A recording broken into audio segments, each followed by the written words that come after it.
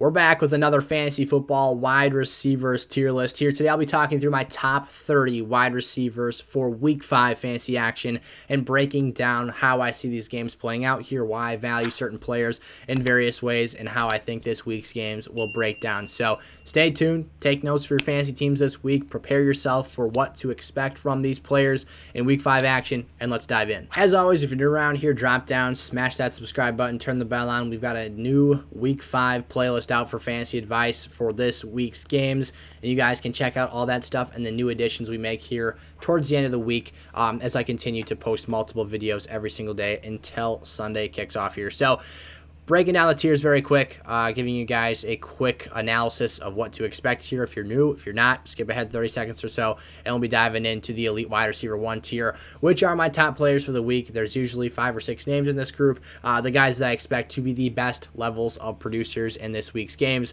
The strong wide receiver ones are not necessarily guys I expect to finish top 5. However, I am very confident they finish in the top 12 grouping. And then the bubble or fringe wide receiver 1 category, guys that I think could go either way. They're very talented. They've got the opportunity to make big plays. However, there are slight defaults or defects in their situations for this week's games that could potentially throw them off a bit. Rinse and repeat essentially for the elite wide receiver 2 through bubble wide receiver 2 position. And then flex receivers are 25 plus typically in my rankings, which of course can be found on sizzlefantasy.com if you guys want access to my weekly rankings for each week's fantasy games.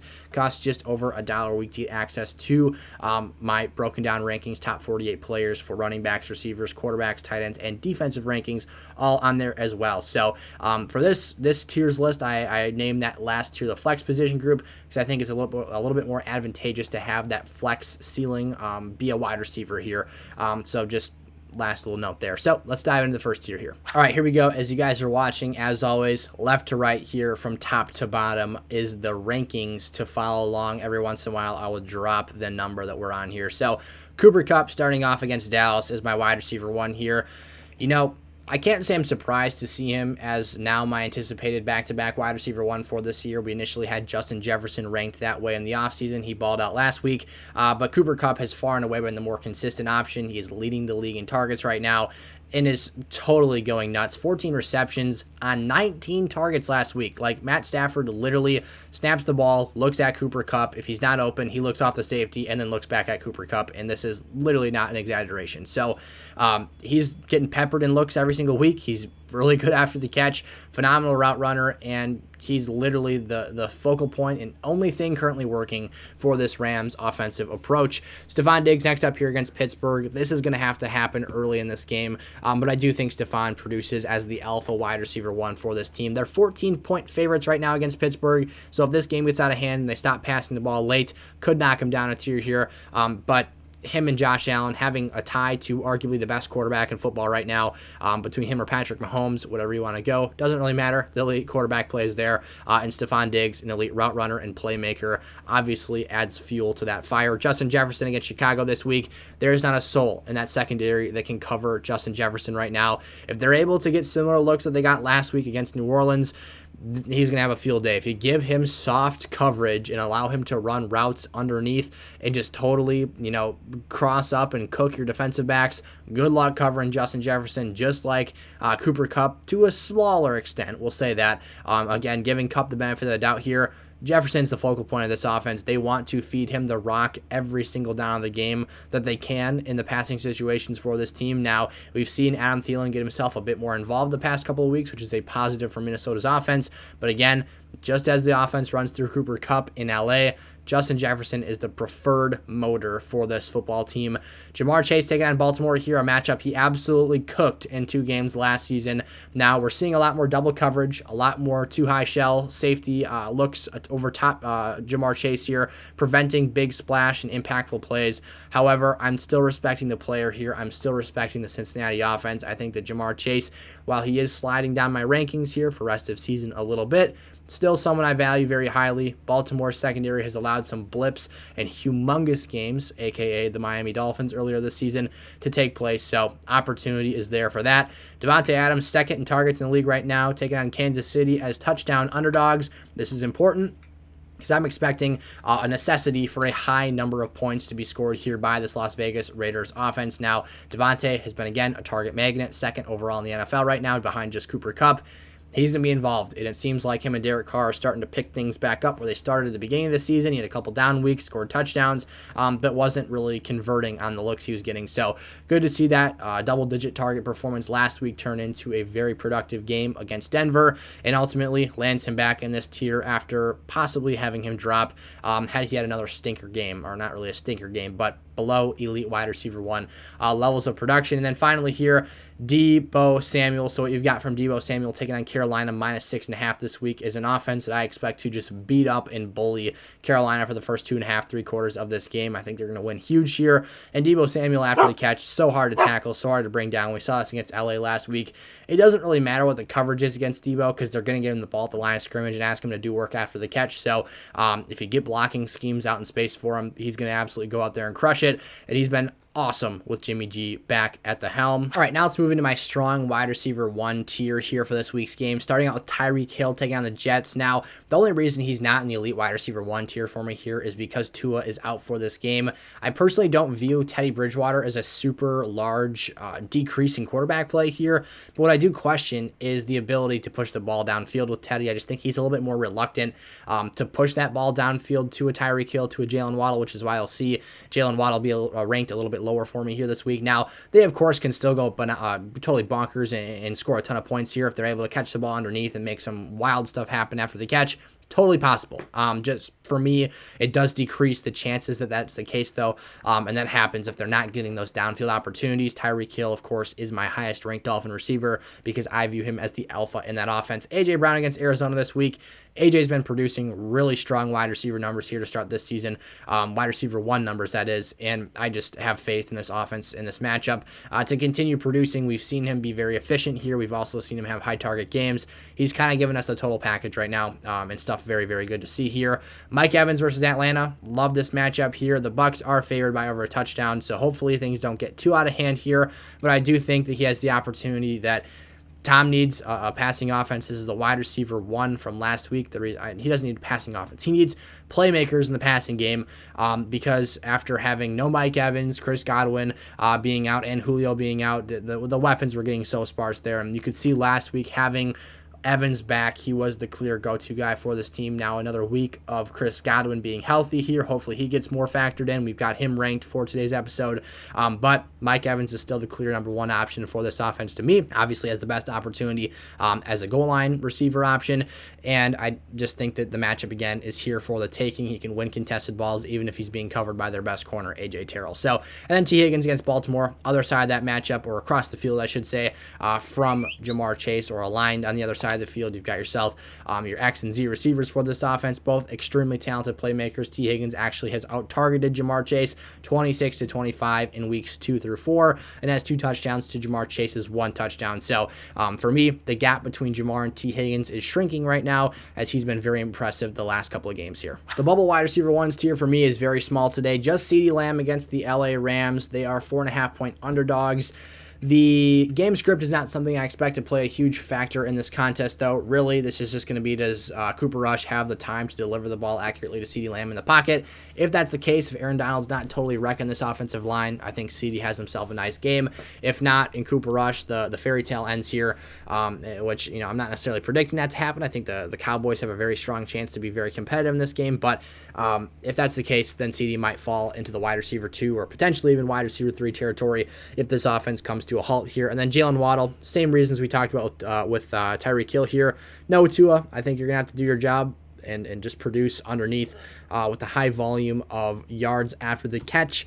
That's fine. He's very explosive. These are 2 of the fastest guys in the whole league. So if anyone can do it, it's them. They're also a lot very underrated at breaking tackles. So not hating on these guys this week, just trying to be a bit objective with our assessment of how this offense is going to look a little different. I would expect maybe a higher dosage of Raheem Mostert and just running the football a little bit. Again, not a super big drop-off between Tua and Teddy B, but at least stuff to think about here. All right, now into the elite wide receiver twos. We got Courtland Sutton against the Indianapolis Colts. Now, this is just kind of a short turnaround on a Thursday Night Football action.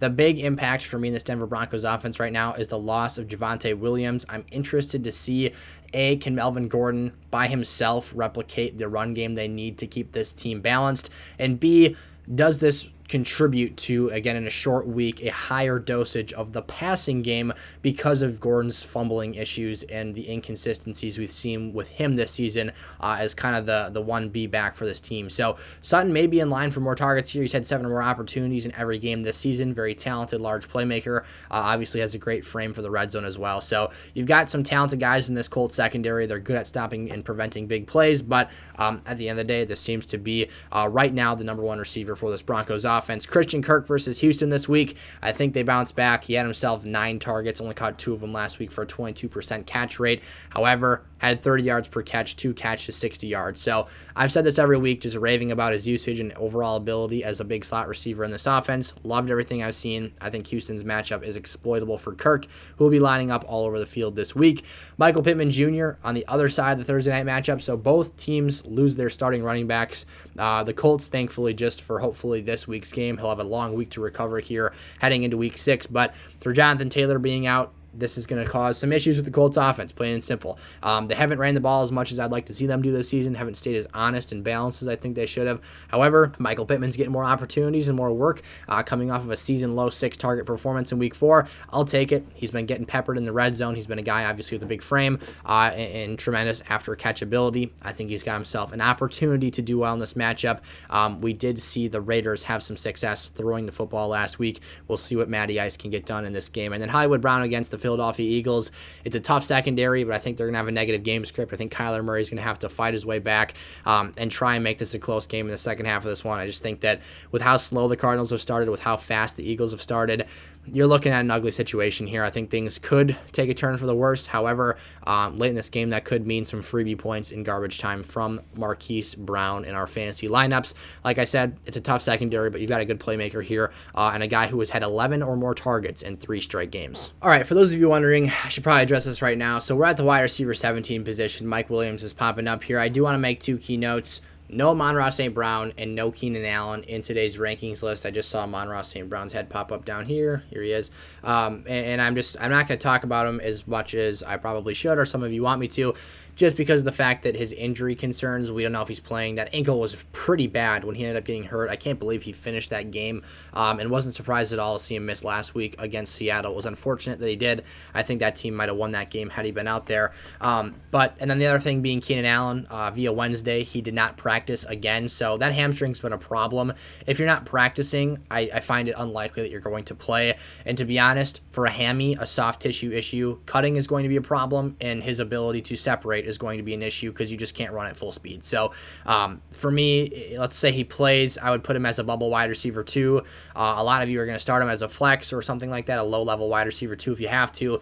But I am very skeptical about that situation. So both players, injuries that actually impact their ability to be productive wide receivers. That's why I'm staying away from those 2 there. And there's your analysis and tidbit on them. So hopefully you guys see this, and I don't see too many comments down below asking where they're at. So Mike Williams talking about this matchup, plain and simple. He gets moved up the rankings a little bit because I'm anticipating no Keenan Allen for, the 3rd straight game now versus Cleveland. Denzel Ward is a good corner, but let's be honest here. Look at the size differential between these 2 players. If Mike Williams wants to catch a jump ball over them, he's going to, and he's going to continue having the opportunity based off of my prediction of no Keenan Allen here, that he'll be the wide receiver 1 again this week and getting the highest volume of targets. Chris Olave now for the New Orleans Saints. We talked through him the last couple of weeks. He has asserted himself as a weekly must-start player. So you've got yourself an opportunity as a guy who produced with Jameis Winston in the 2 weeks prior to the London game. Then he comes out with Andy Dalton. Again, no Michael Thomas, but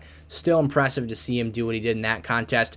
And then he had 13 targets in back-to-back games with those week 2 and week 3 matchups with Jameis Winston. One of those games, Landry and Michael Thomas were on the field. So he may be asserting himself as the alpha in this offense. I'm not even exaggerating here. I think that Michael Thomas is still a very good possession wide receiver, but at least in the terms of Jameis Winston being on the field and liking to push the ball downfield, this might be the guy he wants to go to. So against Seattle this week, again, this is a defense ripe for the picking. No one has been able to, I should say, back up for a second. No one has struggled except for Russell Wilson week 1 against this team. So all things to like here for this matchup. Drake London against Tampa Bay, 8.5-point underdogs. I get it. Marcus Mariota had a meltdown last week. Some of you guys are panicking, but look, it's going to be a negative game script. They're going to pass the ball. He had 7 targets last week, only caught 2 of them, had an awful collision in the end zone on a red zone target. But hey, I think they can give him the football here. This is a guy who has led this team in targets, 32 of them on the season, 8 targets per game. He's getting the looks. He's getting the opportunities. This is a wide receiver 2 player in half PPR this week, or full PPR.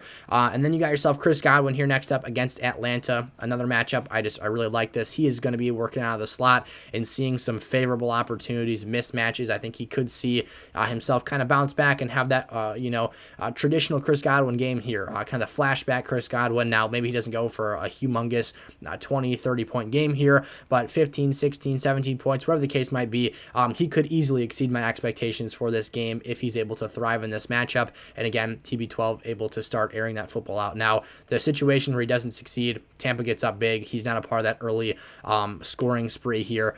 And then they're just running this game and this clock out, and that's where things could potentially go wrong for him. Brandon Cooks here, taking on the Jacksonville Jaguars, 7.5-point underdogs. That's a good number for wide receivers. Game script matters. Negative game scripts means more passing opportunities late in the contest. Brandon Cooks and this Texans team are expected to have that situation play out and unfold here. So, liking that, Brandon Cooks made a big play at a bounce-back week after having him as a buy low candidate. Heading into the week, scores a touchdown, has himself a nice game against the Chargers, and what is a beat-up secondary for that team right now. So, Cooks, Godwin, London, Olave, and Mike Williams for the strong wide receiver 2 tier. All right, getting into the bubble wide receivers now. We've got ourselves Deontay Johnson against Buffalo. Now, I could see this going one of 2 ways.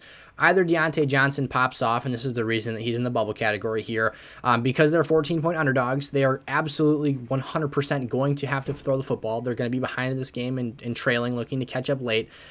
Or B, Kenny Pickett, like we saw last week, wildly defers Deontay Johnson to George Pickens and other options in the offense, and Deontay has himself a very woeful performance. Now, I think if you're going to have to throw the ball this much, he's going to get some opportunities. Hopefully he can convert and make plays on those.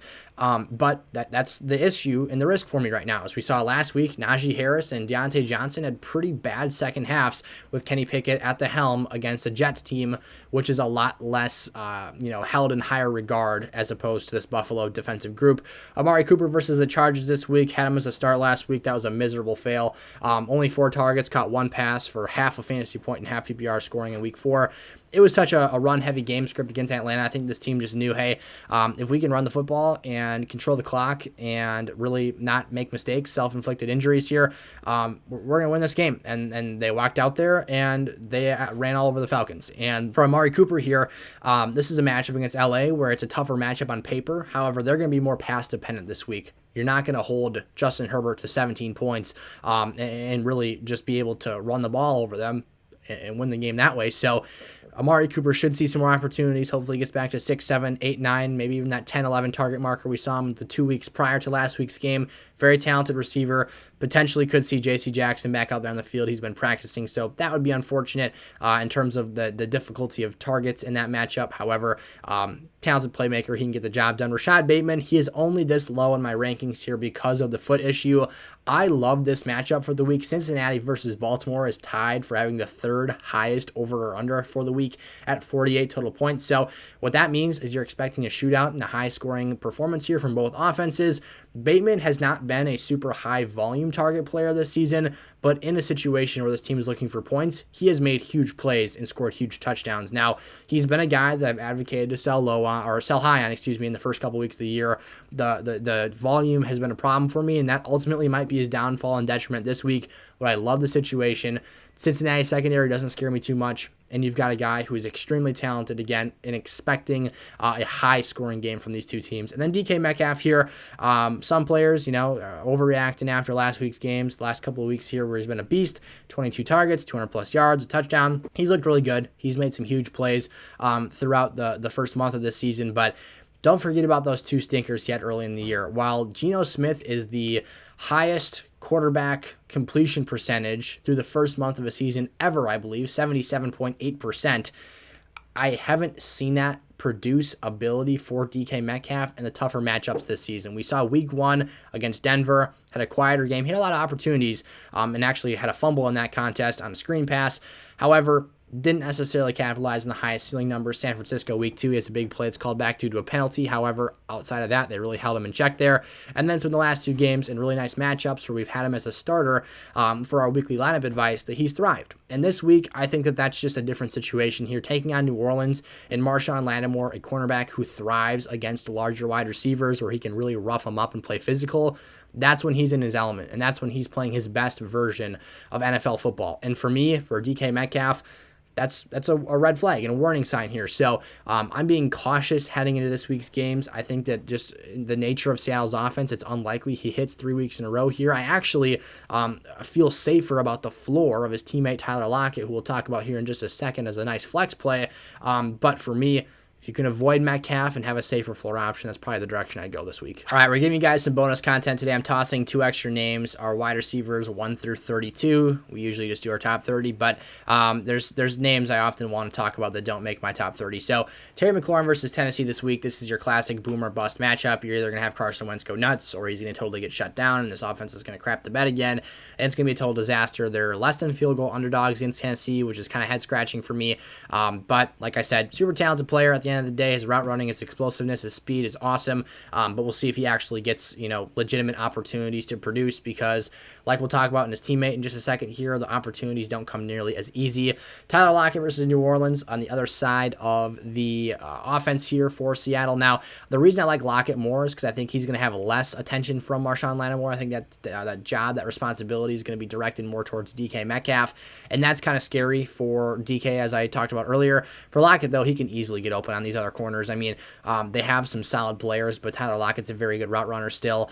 And Geno Smith has shown a lot of trust and confidence going to him in some bigger spots at points this season. So I have my gripes with the Seattle offense and with Geno Smith as a quarterback as it relates to producing fantasy production, but I think Lockett might have a solid floor this week. Not always super confident about his ceiling because you're not getting premium deep ball opportunities like you were with Russell Wilson anymore, but still a solid name to keep your eye on for a flex opportunity this week. Curtis Samuel here against Tennessee. So what we were talking about earlier is the opportunities for Curtis Samuel are a lot easier than they are for Terry McLaurin because you're getting slot roll work. You're getting closer to the line of scrimmage, aligning closer to literally the offensive line and Carson Wentz at the snap. The throws are easier. It's pitch and catch, and it's run after catch here. Now, Samuel hasn't been super efficient with his opportunities. However, he's averaging over 9 per game, 37 targets in 4 games here, and he continues to produce as the highest volume receiver for this team. So for me, that's giving you some floor value here. Had his quietest game of the season, last week against Philly. We left him off the list. Felt good about that after the week. Was really skeptical about that matchup. But things I think ultimately turn a little bit better here as we enter into week 5 fantasy football now, approaching this week's games. And then finally here, our last 4 names, Romeo Doubs against the Giants. Look, I don't think Aaron Rodgers lights up the scoring column, but we've seen Romeo Doubs assert himself as what I believe to be the top fantasy option for this offense. You've got a guy getting red zone opportunities. He's stretching the field, and he's running a high volume of fades, digs, slants, smoke routes, all various things that are getting him the football in his hands in an effective manner for this team. Is he necessarily as talented as the rest of the guys in this list? Absolutely not. I see a guy who I think is kind of outproducing himself and having a role maybe larger than he probably should for this offense. However, he's getting the job done. He's had some blunders where he's dropping the football left and right, and it, like not drops, I guess, fumbling it. Like he literally just can't hang on to the dang thing. Lost 2 fumbles in back-to-back games, and then, or total, I guess that made it sound like he lost 4 total there. And then also had the drop down the sideline that would have been the game-sealing regulation touchdown for the Packers. So Doubs is a nice player. I think he'll get the job done here. Expect a solid 10 to 12 point outing, but nothing too crazy here. Jerry Jeudy against the Colts. obviously, as always, has a high ceiling. If he can make a big play downfield, I would feel good about his ceiling. Has a touchdown in 2 of his last 3 healthy games. The game that he injured his shoulder is the game that we are excluding from that situation. And what my question is here for Jerry Jeudy is, are they going to be more pass happy? No Javonte Williams. How much do you trust Melvin Gordon? All stuff we'll see here on Thursday night. And then Gabe Davis against Pittsburgh. As opposed to Stephon Diggs, the alpha receiver for this offense, who I know and expect to get volume every week, Gabe Davis needs to be more efficient. And if you're just not passing the ball for a quarter and a half in the, halfway through the third quarter, in the fourth quarter, because you're up so big, that's going to hurt his stock and ability to produce. And then DJ Moore against San Francisco. I just don't trust Baker Mayfield. my notes here, I literally kept it short and sweet. My notes are ass quarterback play. That's what it is. It's just Baker Mayfield can't give him the ball effectively. There's this terrible clip that's circulating right now where Baker throws him. It's just like a speed out pattern, and it flies so high over his head. He like torques his body and tries to turn for it. It's just depressing. Again, if you haven't seen the clip of DJ Moore just reacting to reporters telling him he needs to get open more for Baker Mayfield, it's so sad to see him shaking his head and just like trying not to laugh or say something dumb to them. So poor DJ Moore. Wish I could have him ranked higher here, but his situation is disastrous. This front 7 is going to eat Baker Mayfield alive this week, and unless he literally scores a 75-yard busted touchdown over the top of the defense, I don't think he's going to have a great game here, and I might even be hard-pressed to flex him in this week's game. So that'll do it for our top 32 wide receivers today. It feels like we always get through this episode a bit faster than the running backs, but that's okay. We have fun doing this stuff, and I appreciate you guys for stopping in for today's episode.